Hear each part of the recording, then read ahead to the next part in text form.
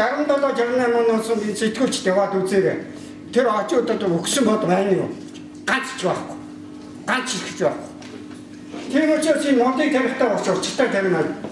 Нөгөө талаар энэ мод тавих байстай зөв миний хувийн судалгаа шүү. Тарьсан мод ургадаг хүн гэж байд юм байна. Ургадаг хүн гэж бас байд юм байна. Энийг анзаарах хэрэгтэй байд юм байна.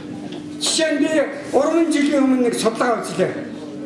Гашаанда часмын мод тавьлаа. Өөр гашаан тавьлаа. Манай гашаан тарьсан мод одоо гашаанда огтхоо байж байна. Хаа ч юм уу гурвж ирж байгаа, хаа ч юм уу гурвж ирж байгаа гэдэг нөгөө айлх байж. Тийм учраас энэ чинь бас нарийн судалгаанууд харах хэрэгтэй байдаг. Зүгээр энэ аваа мэрэгчлийн усаас сайн хараачтай энэ. Тэгэхээр манайхан хотод мод тарина гэдэг байгаа юм.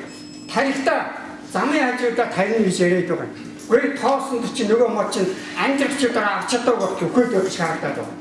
Өөрөөр тарих модоо тооцоотой хэдүү тарих уу. Ялангуяа намар тарих яг одоо ингээ хүүтрээ төвлөн усхийгээ хөлдөөгөө яг юм бол тэр мод илүү урдтай байлээ.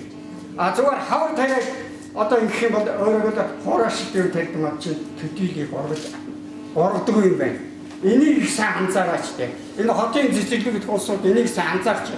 Чинь одоо ингээ тавьчихад устдаа байх хэрэгтэй, устдаа байх хэрэгтэй. Одоо нэг модон бараг 40 50 литр усыг 2 дахин. За миний тооцоогоор 80 литр усыг 3 дахин хийх юм байлээ. Тэгээд тэр мод бараг ургач. Бараг ургач.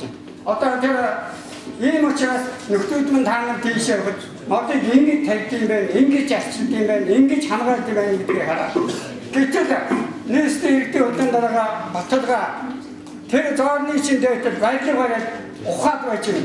Яах юм бэ тэр? Тэр мод чинь тэгээд одоо хэрэгцээг болоош. Тэр хааны жишээр ямар усууд өгсөн байдгийг